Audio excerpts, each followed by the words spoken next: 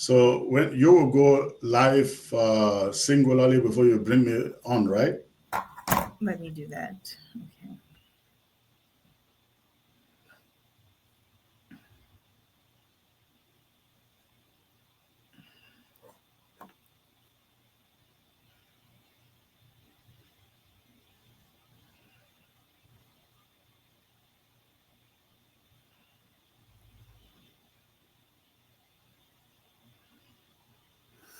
We are live on Facebook.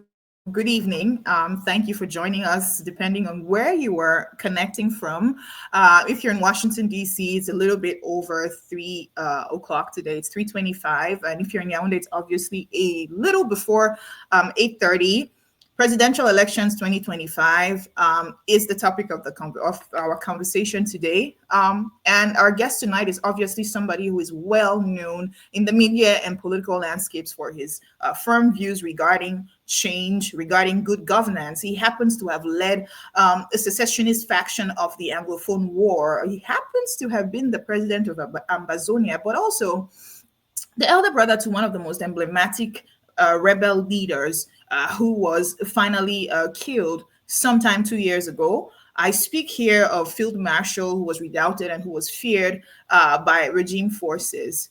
Chris Ano is going to be our guest. His name is resonating around the world today because a former Minister of Communications, who is a candidate for the presidential election of this year and easily a favorite, mentioned him in his trip to Bamenda during a rally today when he apologized to Cameroonians, to Anglophones, for hurting them, he said, in the discharge of his duty while he was spokesperson for the government. He also tells us, or he also told us, that he spoke in the morning with Chris Anu and said he was going to be visiting the Northwest, his home, and he was going to tell them that he was sorry for the way he behaved, for the things he said, but had also asked for the protection of Chris Anu. He also declared that Chris Anu is one of his best friends. They disagree, but they have solid conversations and respect each other. Chris Anu is here to tell us today, if they are friends, how the conversations go, because that was obviously a minister who didn't have the kindest of things to say about Anglophones in the middle of the crisis, even before the crisis became a full-fledged war. But also, he discusses his vision. He recently stepped down from the Ambazonia GAL that he has been leading and passed the baton on to another leader. He's going to be discussing that. He'll be telling us about the lockdowns and the implications on the current presidential election in the French-speaking parts of the country. Without further ado, I'm just going to go ahead and bring him on, and then we can have the conversation for a little over 45 minutes. Chris, it's so happy to have you here today. I appreciate your time.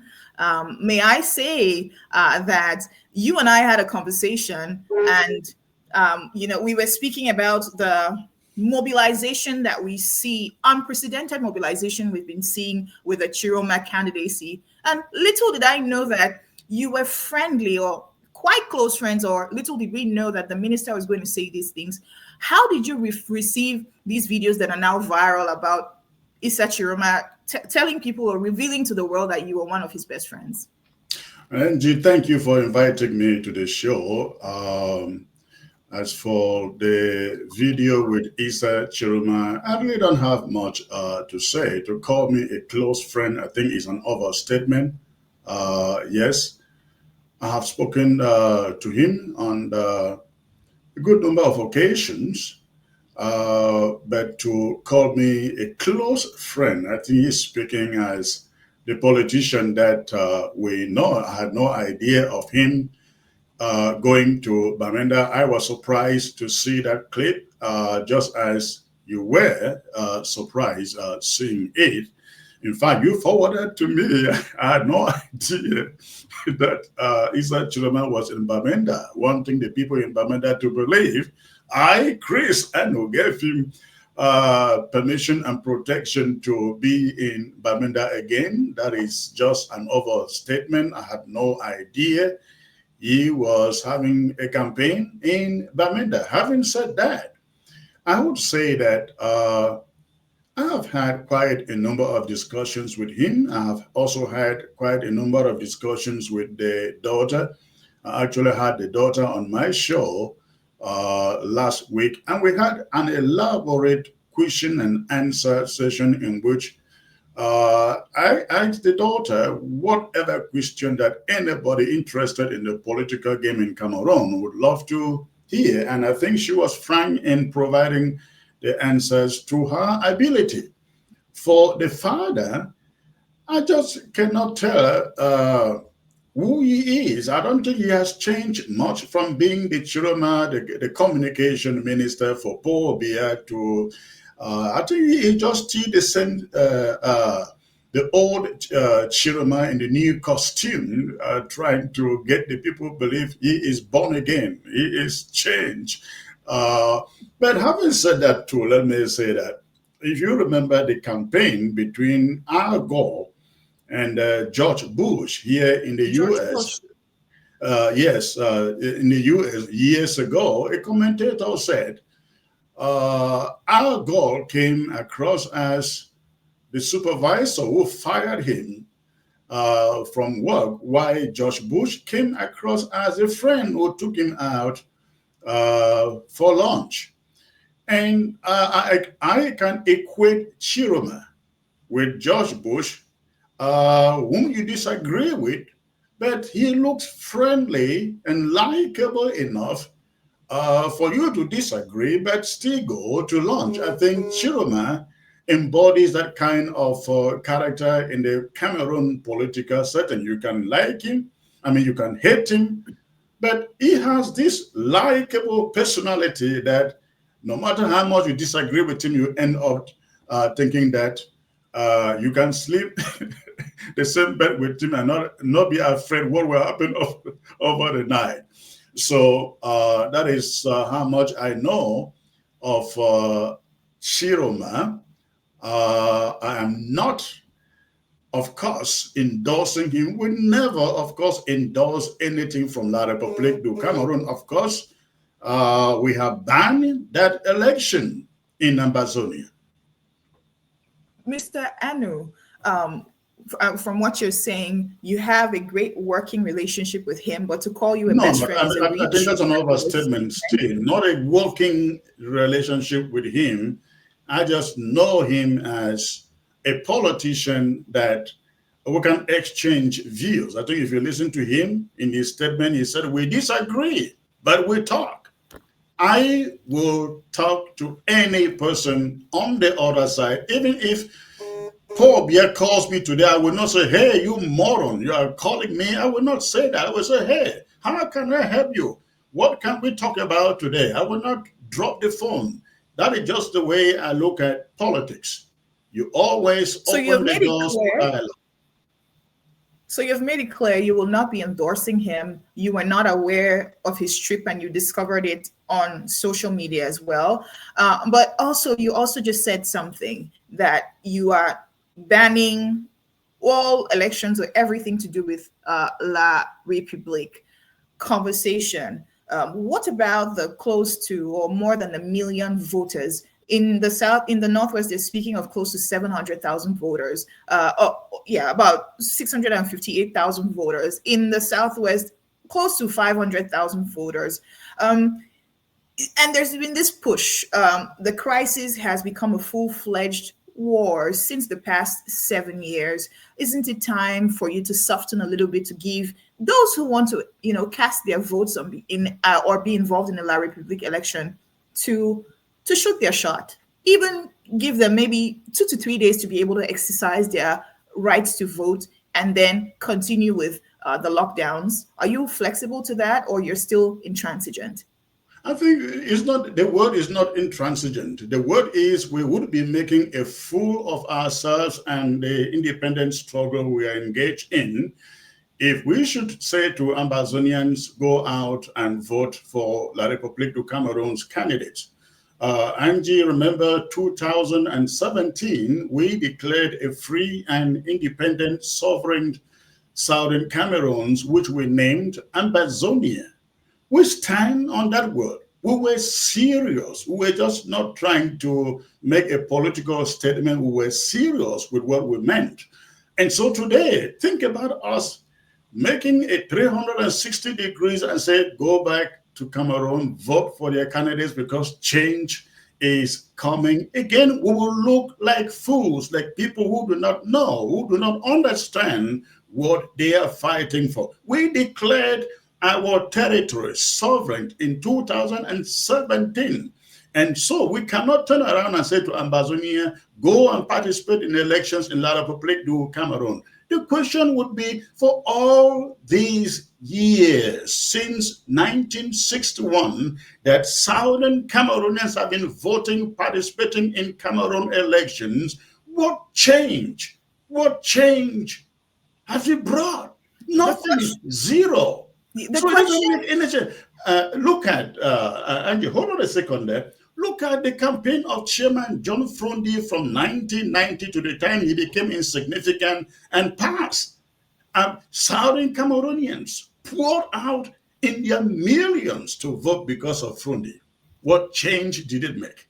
Did it bring anything new to the Southern Cameroon? Of course not. So we cannot be talking about going back to the vomit today just because some politicians who want to serve their bellies are telling us the moment has come for change. We do not see that change in the horizon.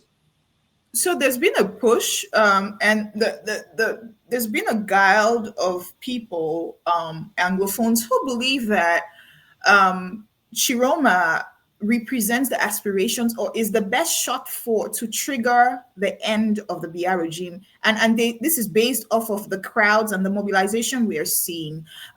In Bafoussam, it was a mammoth crowd. In the northern parts of the country, there were seas of people. Today, even in Bamenda, he mobilized more than all other political parties that are involved in this current election.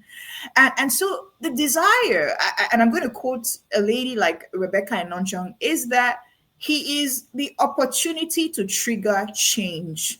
He is a tool to trigger change, which could also, ease out the conversation you want to have with La République, right? Because right now you are in gridlock. The BR regime has refused to acknowledge you, has refused to sit down at the dialogue table, and has just allowed people, the millions of people in the Northwest and Southwest, to continue to suffer. The troops continue to go to be sent to those parts of the countries with shoot to kill orders. And these people are saying, we know that there's a serious Anglophone problem that has lasted since the 60s. But, and we also know that the war has been going on for 7 years. But this time you have a Northern candidate who has support from the South, but also from the North that has usually been the real bastion of the BR regime. He's usually allied himself with Northern politicians to be able to win. And the popular imagery is that those are the most populated parts of the country. And so there are people with a line of thought who believe maybe this might actually be the opportunity for you people to have your independence that you've been asking for, because this might usher in a new leader who could be more open to conversation. Is this something you have given thought to? We've given thought to that, but also we've given thought to the fact that we've seen the crowds before. We saw the crowds with Frundi. We saw the crowds with Canto. And remember, Canto just being one of the Francophones, being who they are, Canto refused to talk to Ambazonian leaders. Canto held a meeting in Canada, and when Ambazonians show up with their blue and white mufflers and flags, he refused them access into the hall of that meeting and promised a separate meeting with Ambazonians, which never happened. So you have now the case of Chiroma, and yes, I talked to Chiroma. You will want to believe, if I trusted that this guy embodies the kind of change you are describing, we'll be backing down and saying, let's give him a chance. No, Chiroma is just another Francophone politician. Again, look at, he was in Bamenda, letting the people to know, Chris, I know, get him permission to come to Bamenda, whereas I do not even know his political campaign schedule. It took me by surprise to know he was in Bamenda. But this is the point, Angie. We have tried this for 64 years. Yesterday was October 1st, marking the 64th year of joining La République du La Cameroon. Republic. Yes. And what can we show for it? Chiroma is coming out from the same system. In fact, a big player in the system that made us what we are today. The slaves, the marginalized territory, the annexed and colonized territory that we are today. I know that he is out talking about some federation, no discussion being a taboo. I won't take any politician from La République du Cameroun by their word until they sit down at that moment and try to do exactly what they are doing. I have said to Chiroma, this is what I've told him for people who understand. I talk to him. I said to Chiroma, if you want us to believe in what you are doing, you want Ambazonians to support you, let's do this. How about you boycott the elections and get other candidates to boycott the elections? Or ask for a postponement of the elections. And then you, the candidates, sit down with the Ambazonian leadership and let's talk about the way forward after the election. If we agree on a referendum, we know that we are coming into the election to support you because we have a shared agenda. But no, they don't want to meet with the Ambazonian leaders before the election because after the elections, we have no control over what they do. But Chris, If we agree on something before the election, after the election, they don't do it, we have something to show as an agreement we reach. But without that, there is nothing we can show as something will hold them on after the election. But Mr. Anu, speaking about boycotting elections, that is a touchy topic because in the 90s, when Frundi or the SDF boycotted elections, legislative elections or local elections, they were blamed. In 2020, when Mr. Campto boycotted elections, his party boycotted elections, the same thing. And boycotting doesn't seem to work for politicians in Cameroon because I actually meant to say postpone, call for a postponement. Yes, call for a postponement. But do you think that Chiroma, freshly resigning from the government, barely trying to reposture himself, break away from the alliance with the Biya government, was going to have a voice loud enough at that time to obtain a postponement of the election? I think the moment you begin to gather the kind of traction that we see him gathering, he then has the influence to say to other politicians, listen, we think that this Ambazonian conflict is the number one conflict pulling down this country. And if we are serious with ourselves and to the people, let's postpone, let's a petition for a postponement. That would give the Biya regime a Sovietic result. You would find ourselves, they would go ahead and carry out the election the same way it was done in the Northwest and Southwest for the legislative and municipals. And you have people becoming CPDM MPs with 3 votes because the elections have been boycotted. And that's the whole conundrum that we find ourselves in. But again, you are not getting the point. The CPDM has always done that. Look at in Bamenda. Does anybody vote for a governor there? Of course not. Who votes for the senators? Biya appoints them. The house, the so-called regional house of chiefs, are they elected? Biya appoints them. So if Biya go and appoint himself president and then appoint his councillors, what is the difference? There is no difference. So there is no need to say to people, go out and vote as if their vote counts. It doesn't. We've known that for 64 years. So, are you open to any form? I know you mentioned earlier that you're ready to have a conversation with everybody. And I'm going to ask you a few questions about the kind of conversations you were having with the Minister of Communication at the time, the minister or the former Minister of Communication when he was a reigning minister. Just the kind of communications, because those were some of the hottest periods or years of the Anglophone War, or the most shocking, because to say they were the hottest, people are still dying now. Kids are still not allowed to go to school, but it looks like human beings in Cameroon have become accustomed to what is going on, and so they just go by unnoticed the tragedy that is still occurring there. So we're going to discuss that. But are you open to some kind of dialogue? If there were to be a new president, are you ready to sit down on the table? Or are you saying that because you have declared independence, even though your territory is still not yet recognized by international organizations, are you ready to come to some level of compromise if the government were to change? Of course, Angie, we are all the time, 100% of the time, and not just me. I think every other faction in the Amazonian struggle is always open to dialogue. We don't care what they call it. For a dialogue that is on a level playing field, it is free, it is fair, our security is guaranteed. We are always open to it. Remember, there was once the talk of a Swiss talk, and we were on the table, we were ready to go. And then you heard of Canada. It is the Amazonian faction that was there. In both cases, it was Cameroon that always pulled out. And then they put together their so-called Grand National Dialogue, in which I believe you know it wasn't a level playing field. It wasn't fair. Security wasn't there for us, and that is the only occasion we have said this is not the kind of dialogue we want.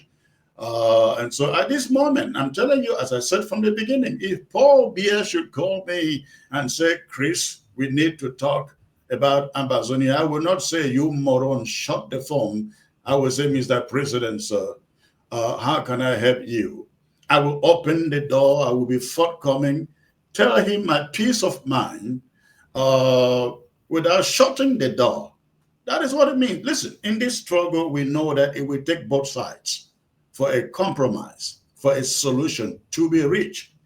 I think if they knew from the beginning what they know now, that the 2 cubes of sugar would last undissolved for almost a decade, I think they would have gone on their knees begging. And so, yeah, there are possibilities. A new leader in La République du Cameroon, or if not a new leader, a Biel, still rig the elections and stay in power and make a phone call and say, Chris, we really need to talk.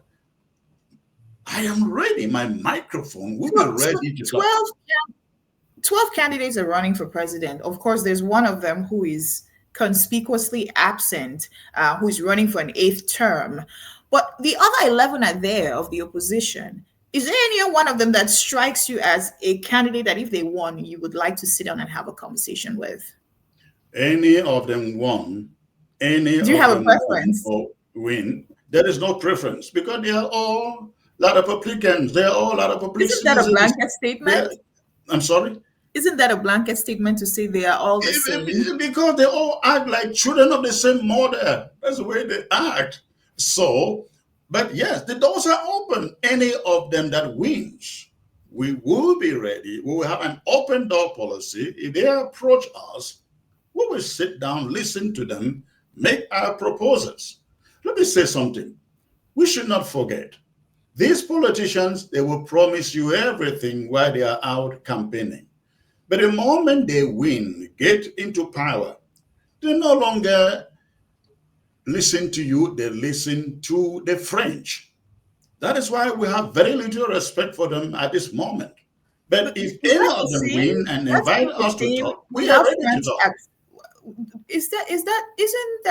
Isn't there a change of tides currently? We've seen France in recent months acknowledge the pre-independence massacres, their role that they played in the murder of Ernest Wanje, Umnyobe.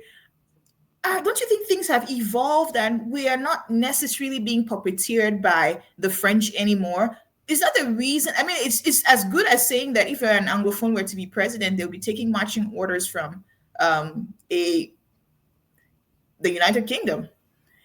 Shouldn't you give them, after all these years, the benefit of the doubt because there's been more exposure? People are aspiring for more. People have seen how leadership functions across the world. And so they're more open to conversation. They are bolder. Look at Cabral B and the statements that he's making. Hiram Yodi, a Canada trained engineer who has had the opportunity to see the rest of the world.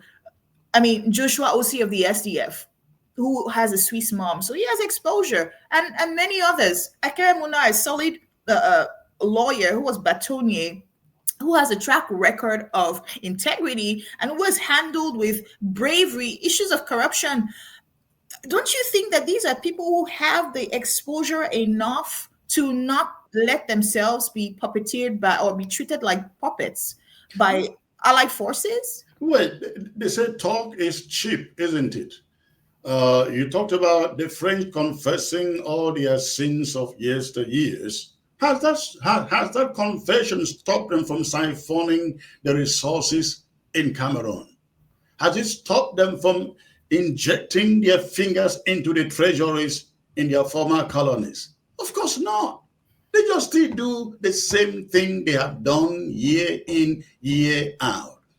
You talk about all this Joshua Osi, Kere Muna. These are men who cannot even for once acknowledge their own people having annexed, colonized, and enslaved, marginalized. And you think we can gain anything from them? Frundi started the SDF, 1990, and everybody heard him and said, finally, the Southern Cameroons will change. At the end of the day, by the time he died, he couldn't live in Bamenda. Think about that. He couldn't live in Bamenda, the hometown, the birthplace of the SDF. Why? Because these politicians, they fight for their bellies and not for the people. We are looking for a situation where Southern Cameroonians have their independence.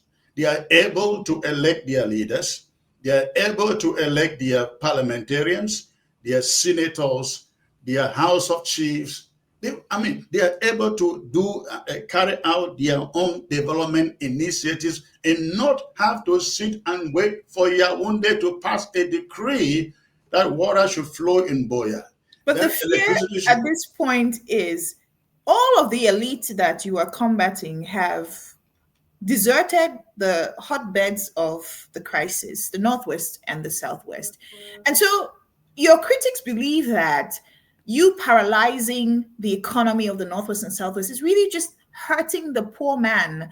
You boycotting or calling on lockdowns and kids not being able to go to school is making a bad situation 10 times worse because you would have a group of children who in 10 years would have missed 7 years of education. Is this something you give thought to? No, I think your articulation is absolutely wrong there. We do not stop children from going to school. We have said every child in Ambazonia should go to a community school. And our definition of a community school, all the private schools, including mission schools, privately owned schools, and some other schools put together through community effort. The only schools we do not want to see in Ambazonia are la Republique du Cameroon, so-called government schools that really do not exist. So Ambazonian children are all obliged to seek education because it is very critical. It is very, very important. We have seen what happened to South Africa in the days of apartheid when the blacks were not able to study. When apartheid was eventually over, South Africa began to recruit teachers from foreign countries to come and teach their kids. It pulled that black economy in South Africa years backward. We know the importance of education. We do not want that to happen in our communities. And so that is not our point. As far as lockdowns are concerned, That is a symbolic existence of war in our territory. And if you say that it is messing up with the economy of the two regions, no, I would say it is messing up with the economy of Cameroon. And you should realize that if Cameroon realize uh, the impact of the war on its people, the people they want the world to believe are its people, and its economy, guess what? They're able to call this thing off the next day and call for a truce. But Mr. Because Andrew, you're speaking about people who clearly have shown they do not care. You see, and that's the interesting part of this whole crisis is that we have a regime that has, even though those parts of the country are bankrupting the entire nation, as long as his seat of power in Yaoundé is still present and he can rule ad eternum, he doesn't give a damn about the Northwest and Southwest. And so the so we people should who seem to abandon it. So are you saying that because they do not care, we should surrender to people who do not care? Is that what you mean? No, that's not what I mean. I wanted to ask you if you don't want to re-strategize because it seems like they don't care about what the measures that you are taking to call for their attention and to put them in a corner so that they address the very serious problem that is the massacre of Anglophones. Don't forget this, Angie. From the beginning, they call us two cubes of sugar, right? They thought in this. They actually said in 2 weeks they will use 1 week to cross the southwest, use the other week to cross the northwest, as they call it. It has gone to 9 years, 9 years, and they haven't done it. That is to demonstrate that they don't care, as you say, and still they haven't called for a trust, a dialogue, or a settlement. You have to understand that this thing turned from a crisis into a conflict, a war. And in war, sacrifices are paid. Freedom is not cheap. It is not. It is not given. You have to fight for it. You have to take it because it will not be given to you. So, if you say change strategy, I don't know what you mean by change strategy. Are you talking about laying down arms, canceling ghost towns? That is a symbolic presence of war in Ambazonia. Ambazonians are not complaining that they are suffering under ghost towns. Ambazonians are saying we have gone too far to want to wave the white flag of surrender. We are in this. If you were in my place and received the messages that I received, and you step out and say, let's give La Republique du Cameroon a chance, an opportunity to fix this, or maybe through the election, let us go and vote. We may have a chance. People, the same Ambazonians you think are suffering, will stone you because they are hell bent on achieving their own freedom and independence. So there's nothing Aren't you like new afraid? strategy. There's nothing like new strategy. New strategy means capitulation, and we are not ready to do that. It's not going to happen. If Cameroon is serious to end the war, they can call for dialogue tomorrow. And when you call for dialogue, ceasefire comes, and then confidence measures are put into place, and some level of peace comes about as a result of that. But until then, we have to keep on fighting. So in the month of May, an investigation conducted by the U.S. Immigration and Customs Enforcement, along with the FBI and Diplomatic Security Service, led to the federal indictment of a Cameroonian national that you know very well, Who's Eric that? Tato. Um, Okay. Eric Tato, and he was charged with conspiring to provide material support to armed separatist groups in Cameroon and making threatening communications to injure or kidnap Cameroonian civilians. So there's been clearly a collaborative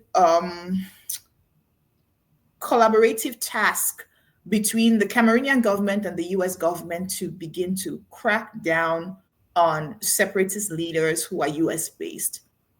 Aren't you afraid for your own safety or freedom, that you could get arrested on grounds of war crimes, that you could get arrested for threatening and calling on the injuring or harming or kidnapping of people. That's the wrong characteristics to make. First of all, I am not involved in any harming of our own people on the ground. Secondly, Eric Tata wasn't in, yes, he was indicted. An indictment is not guilt. You know that. He is actually behind bars now, not because of that particular indictment, because of another case entirely. I'm hearing of rape involved, a rape of a woman involved, which is the main reason he is now behind bars. But talking about the ongoings on the ground, uh, listen, I am not afraid of anything because I have done everything in a way that somebody prosecuting war ought to do. Uh, I am here in the USA. My mother, 80 years old, has gone to Cameroon jail. My sister has been in the Cameroon jail for close to 2 years, having, I mean, after going through their criminal military tribunal. My brother has been killed in this war. My father has died in the course of this. Our family home in the BLM completely burnt down and doesn't exist anymore. In spite of this, I think I am one leader in this struggle who has believed our civilians remain untouchable. But everything, even an ant wearing the uniform of La République du Cameroon is an enemy. And if possible, not just Ambazonian fighters, but every civilian in Ambazonia seeing anything in La République du Cameroon's uniform should bring that thing down, should decimate it. They are the enemies. And if America is working with Cameroon, listen, I think it will be ignorance. America fought exactly the way we are fighting before they could become an independent country. Freedom, again, is not free. It is not given. It is taken. And we must fight and do everything we can without being intimidated, without being afraid to win the war. People who have gone to jail here, who have been indicted and convicted and are serving prison time here. Maybe they did one thing or the other. I am waiting for them to come and tell me, you send for your fighters to go and kill that person. You send for your fighters to go and kidnap that person. That you will never hear from me. Let me tell you something, Angie, that I don't think you know. I have been interrogated, I think about 4 times by the FBI. They came to my house. They questioned me for about 2 hours. I answered their questions. They came in November 2022, raided my house early in the morning, went away with 32 items, including phones, laptops, computers, desktops. And it's been 3 years now. I am still waiting for their indictment. I traveled to Ghana in May. I was returning. They arrived at the airport. They confiscated my phones and returned them after 4 days. I traveled to the Philippines. I returned on August 1st. They confiscated my phones and laptops at the airport, and they are still with them. But I do not renege because I know I fight this thing with all the strength within me, but I make sure I do it the right way. I do the right things. If you're watching us live, Chris Anu is our guest. He's the former president of the Ambazonian Governing Council, and you would correct me if I did not speak the words correctly. No, Ambazonian interim government. And thank you so much. He is the former president of the Ambazonia interim government. And you are well aware that you have several factions of the Ambazonian Guild of the Anglophone War. Do you guys ever come together to agree or that you should have one head, or are you going to have different presidents running Ambazonia? Of course, in every struggle, you always have factions. Even in the United States fight for independence, 35% of Americans did not want to separate from the British. So there was this internal opposition. You go to the apartheid movement in South Africa, where every black person would agree they were being oppressed and marginalized. Again, they were divided. Chief Buthelezi was essentially fighting on behalf of the state against the ANC of Mandela. And so our case is not different, but I think for sure at the end of the day, our leaders would be able to come together to resolve their differences because they have their minds in the right place. A free and independent ambassador, if they do not agree now, I have no doubt when the moment comes, they will put their heads together to agree on a single decision that frees Ambazonia. This question continues to come up. What candidate from La Republique will you be supporting? And even if you're not supporting, who do you kind of have a penchant for? And there's two questions. And then the second one is, wouldn't federalism provide what Ambazonia is looking for? So I think the intention is to see if you're ready to reach some kind of a compromise. And that is from Mac Bolan. Well, and actually, I did not think that at this moment anybody in La République du Cameroon is in the place to dictate to Southern Cameroonians, Ambazonians, what form of state Ambazonians should accept. I think the best way to talk about federalism is to take it to a referendum. Take it to a referendum, and when you take it to a referendum, the question should be, do you want a federation or you want an independent Southern Cameroon? And before you ask, do you want federation, you should be able to spell out exactly what form of federation you are putting on that table. So if you take it to a referendum and the people say, well, we've been with Cameroon for 64 years, we can do federation, then that is what the people want. But if the people say we have been together with Cameroon for 64 years and what a mistake we made, we want our own country, we want our own independent country, that is the result. So federalism, I hear it all over the place, cannot be dictated from those who hold power.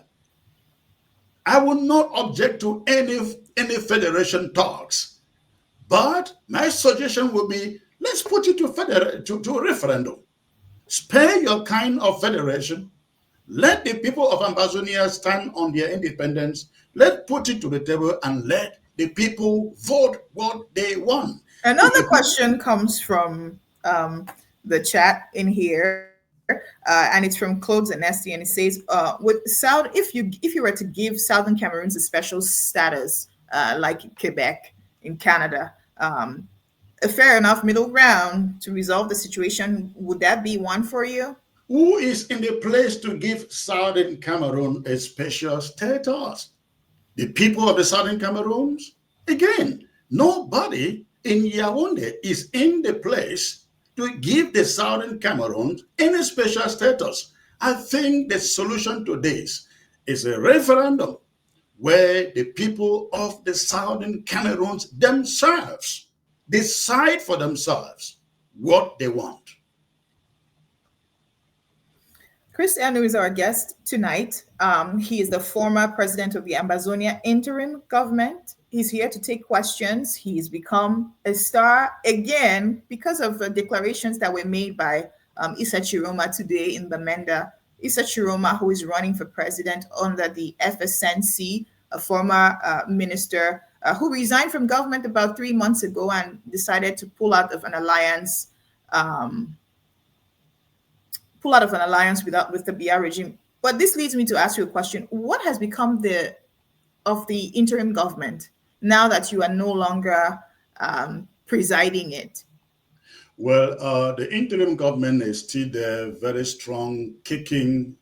When I took over in 2022, I promised I wasn't going to hold it for over a term. And last September 26, my term came to an end. Elections were conducted, and Dr. Anthony Epa, who lives in Chicago, became the new leader of the interim government. And he is just taking over from where I ended. Now, let me add this. I am not going anywhere. I am my soul is still in the interim government and in the struggle for the liberation of Ambazonia.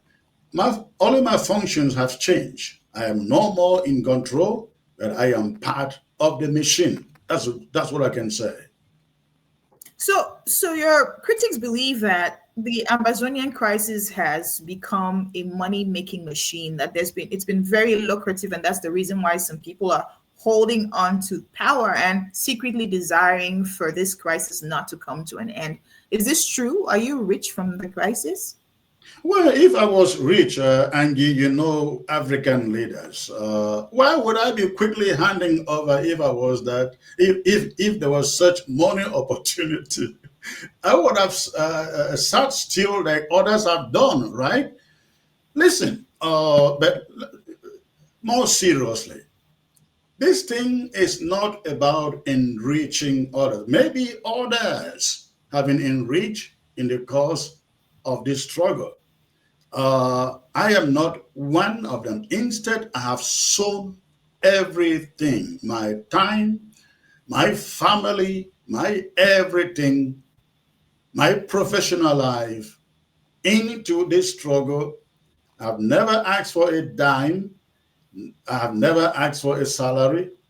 Nothing, zero, zero. Uh, the reason being that people see what I do today. Those who know me in my secondary school, high school years, and my professional life know that what I'm doing today for Ambazonia didn't start today. It is something that has You been in my blood. And it will interest you to know I came to the US as a refugee. as a After I, refugee from yes, Nigeria, and prior to that, you were very involved pro SDF at some time. But even before the days when you were rooting for the SDF, you were considered as subversive by one of your school principals that's because very you had true. very fiery opinions, and you were hungry for issues that were related to human rights. We've been able to verify that. We've been able to gather that information. So I I wanted am to put that out very there. allergic.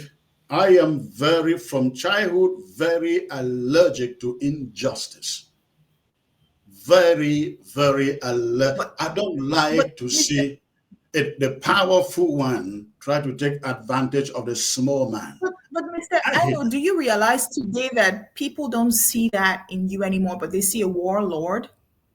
Well, because of the situation that presents itself. By the way, I don't look like a warlord, haven't it? I look like an activist, an advocate, because I don't think I am commanding any war. I'm just out here doing the work of You advocacy. were you were the elder brother of one of the most one of the fiercest, one of the most feared rebels or Amazonian leaders, military or military leaders, field marshal.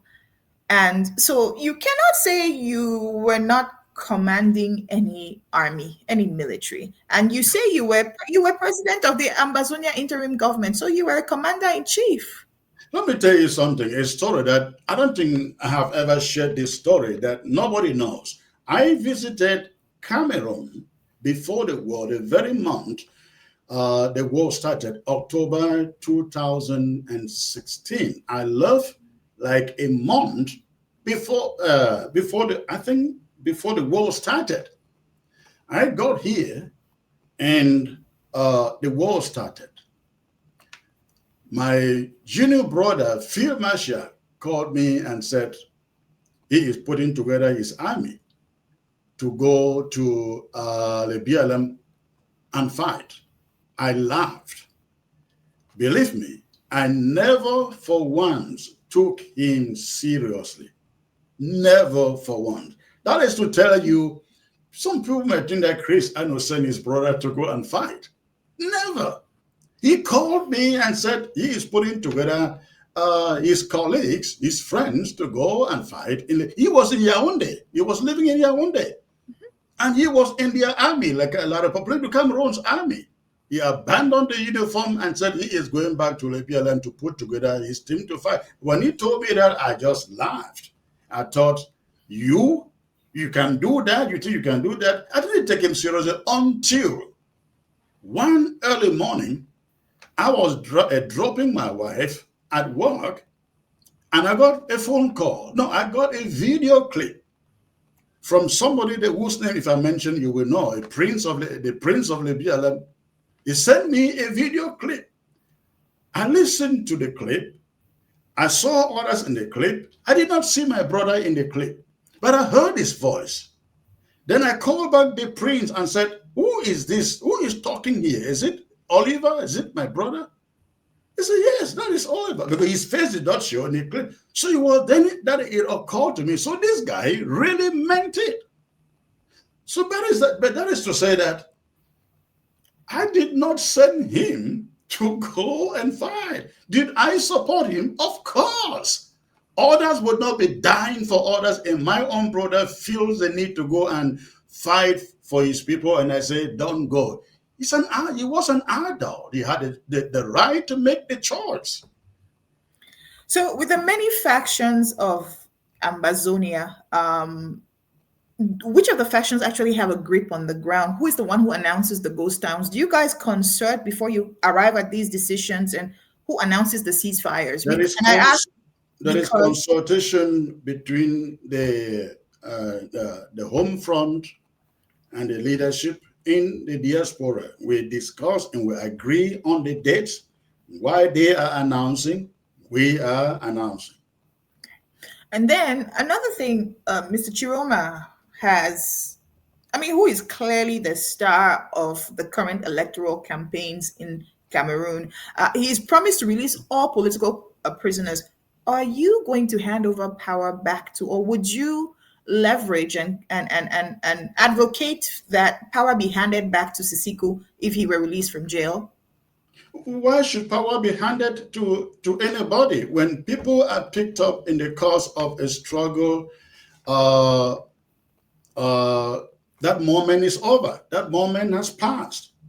They will have to come out and join the leadership that is here at the moment. Of course, I'm not the leader at this moment, but if they were to come out tomorrow, what the right thing for them to do would be to sit down with the current leadership and say, how can we work together? More questions are coming in and more remarks. Ethel Esabe, who I believe is Southwest based, says extended ghost towns have brought untold hardships, and this is an entrepreneur, untold hardships to people residing in the Northwest and Southwest. You want to make any comments to that? I believe he or she is very right, very correct, especially a lockdown that stretches for more than a month. However, I really love them to know we do not do this because we want to punish them.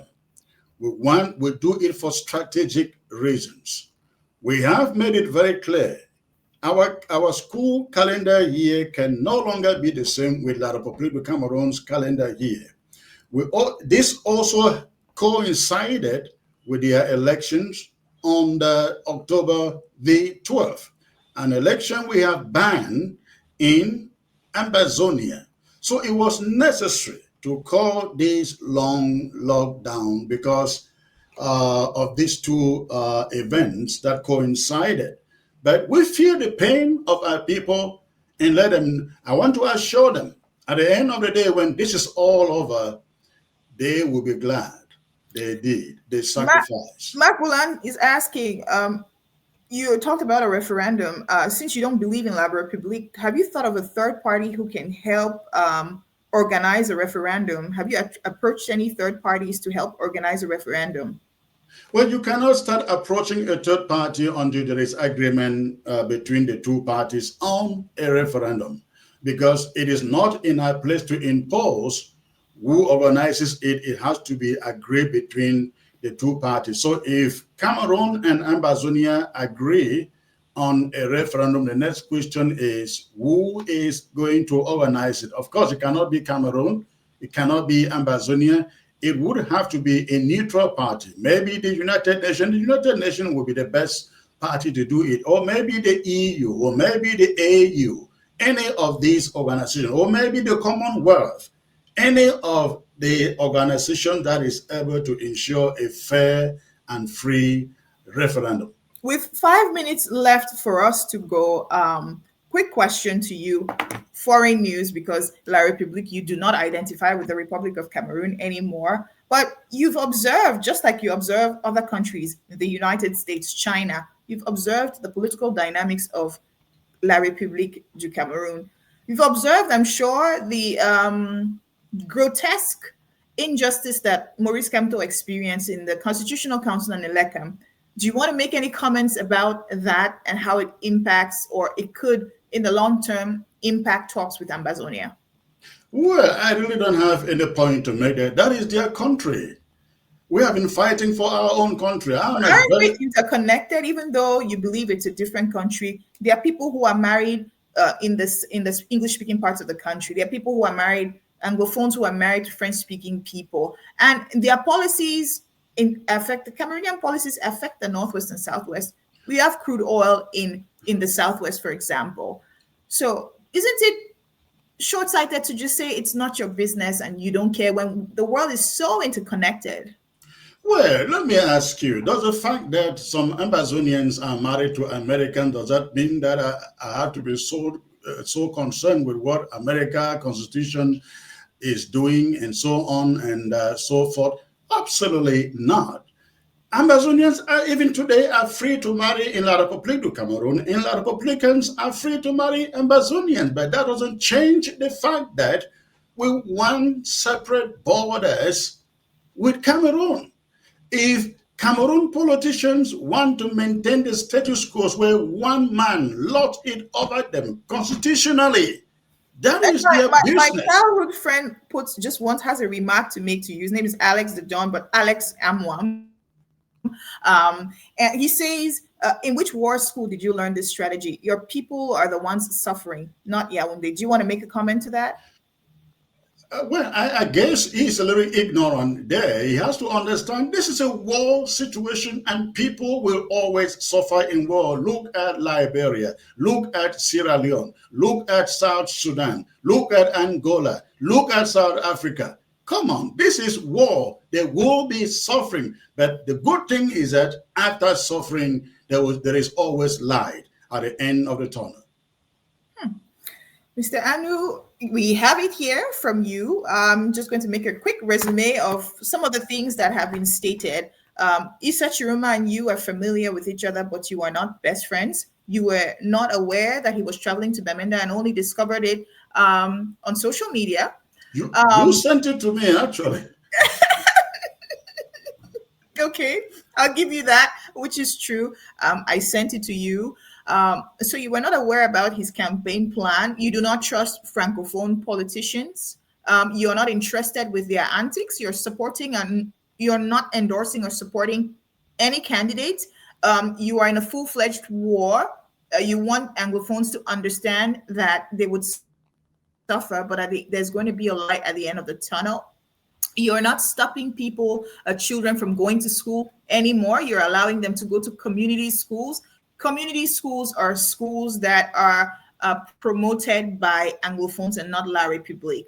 Mission schools are some of them, and private schools is what you stated. And correct me if I missed something. But also, you really do not want to endorse any candidate from La République. You show yourself as completely uninterested with their business, with their politics, and with their policies. Do you want to make a comment about the SDF as we wrap up? Because I know at some point you advocated for them.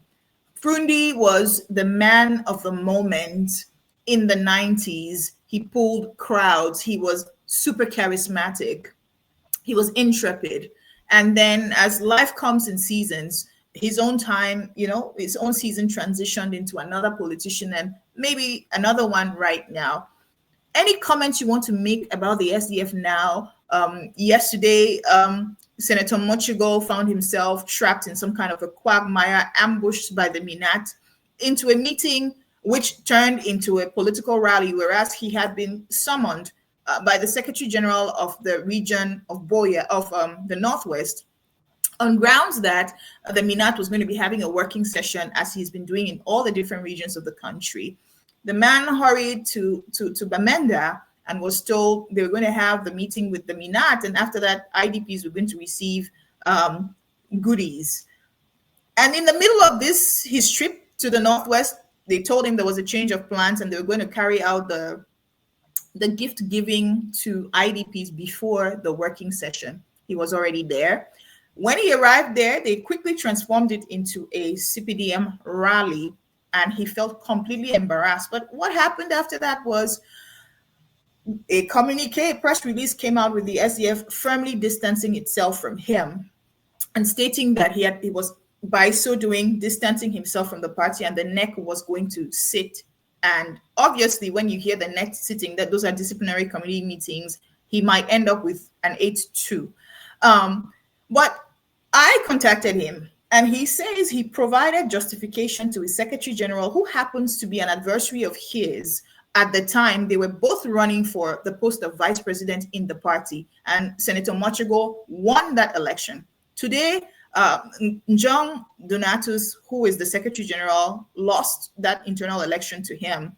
And so clearly, there are some undertones and there are some details within the party that show that even after the departure of those 27 barons of the SDF right before the death of Frundi, there still is some kind of turbulence within the party. Do you want to make any comment about that party that many an Anglophone loved and really believed carried the aspirations of the people at some point?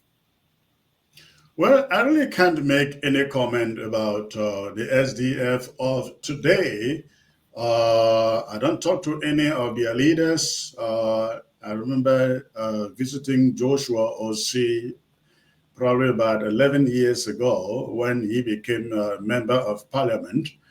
And all I can say is the SDF that people talk about today is not the SDF that we all wanted to die for. In those days, it has changed. I remember Chairman John Frundi visiting the US in 2019 and wanted to have a meeting with the Amazonian leaders. Somehow I was delegated to meet with him in Minnesota, and he got so upset that I was the only one who came. I was the only one who came. He wanted everybody to meet with him in a kind of a conference setting. But then I asked him why he doesn't support the Amazonian cause. He said he is all for federation.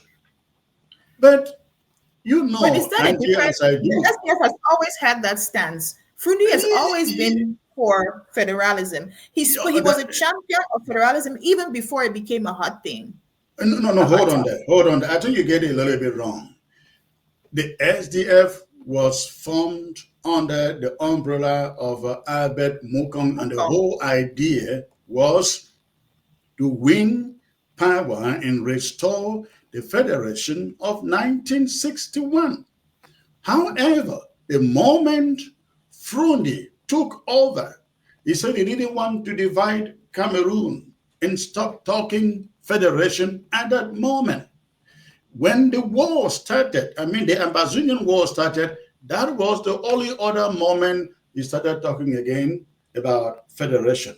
But look at his own way of doing it. He said to me, Chris, I am not supporting you people because I don't like the way you guys are going about it. And I asked him, Chairman, how would you want us to go about it? He said, we should fight for federation first. We fight for federation and then get federation.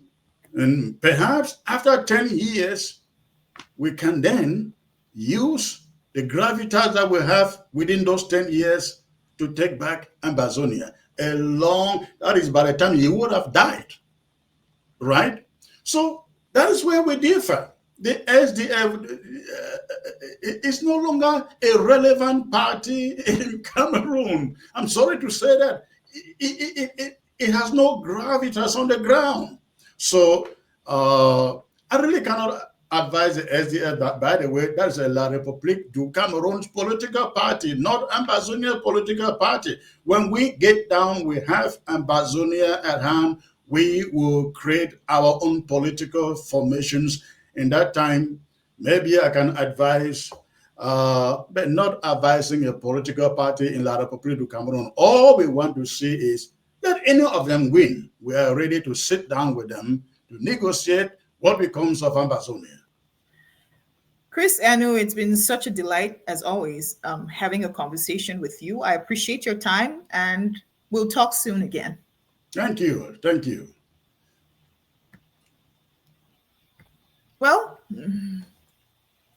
Well, Chris Anu was our guest this evening.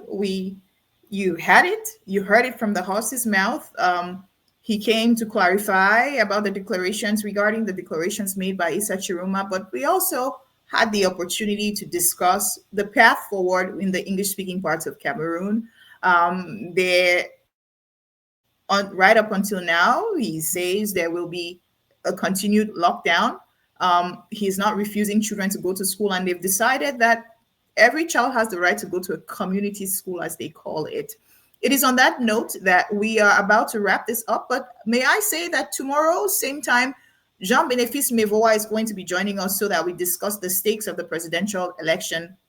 The star of the presidential election, TCHIROMA, who's been pulling crowds like a virus, who might not necessarily be good for everybody, but who is taking the country by storm. And when I say by storm, when you see the meetings, the tens of thousands of people that this man has been able to pull together and the things he is saying, he seems to be playing on every single right chord. We'll be having that conversation tomorrow as he carries on it with the campaign, accompanies TCHIROMA on the campaign trail. He's a former Secretary General of the Manidem Party, a faithful of Anise Ekane, and he'll be joining us tomorrow at 3 p.m. local time, 8 p.m. Cameroon time. We'll be glad to have you here again. This has been Angie Forbin on Angie Forbin Live. Stay tuned. And this program or this live is going to be uploaded onto YouTube so that you have the opportunity at your liberty and at your earliest convenience to watch it and share your feedback with us. For those who joined us, I appreciate your time. See you again tomorrow. Bye-bye.